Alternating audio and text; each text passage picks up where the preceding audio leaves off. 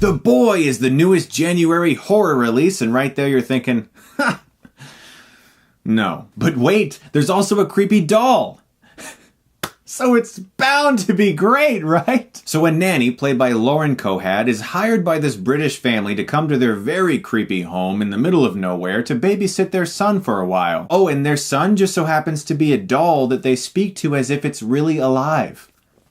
Fun times. Initially, she dismisses them as crazy people, and she just goes along with their charade for a while because they're paying her very well. But soon she loses her shoes. Things start disappearing. Things start moving. She hears strange noises at night, and she begins to think that maybe, just maybe, this doll could be alive. Now look, I've seen a lot of shit in January, especially horror films. I've seen some shit, guys. But I must be honest, even though I want to rip this movie to shreds, this movie is not as bad as most January horror films. Movies like Texas Chainsaw 3D or One Missed Call.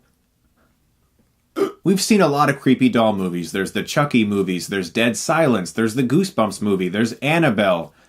Oh, God, why do I remind myself that movie exists? This is not a new concept, but I admired the director's approach to this movie. He did create a lot of genuine suspense, and there are some sequences of tension that surprise me. The overall production value and look of this movie is very good. The performances are also good. Lauren Cohan, as well as Rupert Evans from the Hellboy movies, very good performances, very good work. The general feel of this movie was good, and I did get goosebumps a couple times. There were a few shots that gave me the tingles, and that's because of good suspense. Where this movie faltered for me were a few cliches, one of them being the dream sequence. It happens once early on, and you go, okay, I guess they just felt like they had to do it. But then it happens a second time. Another dream sequence. And it's at that point where I began to realize this movie is not going anywhere fast. But my real issue with this movie is its ending, which, as you guys know, I'm not going to spoil. It's one of those endings where as you're watching it, you're thinking, this is kind of effective. This is creepy. I thought to myself, okay, that is actually very well done. That's creepy. There are some really good shots. There's some good editing. There's some good use of slow motion.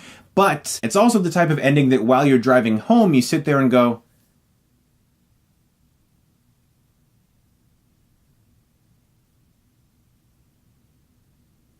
that doesn't make sense. In retrospect, as you look at the entire film, nothing makes sense anymore. And you can sit there and maybe dissect it to the point where you could, in your own head, if you want to say that you really like this movie and you can't admit that it really wasn't that good, you can sit there and say, well, no, this makes sense and this makes sense and that happened that way and that happened that way. But that would be the Mount Everest of reaching, trust me. The ending just makes the entire film deflate. I appreciated the production values. I appreciated the acting. There was some good direction and a few good scary moments. But overall, The Boy disappointed me with its ending. It doesn't make sense. The rest of the movie now is just bleh. I'm going to give The Boy a C.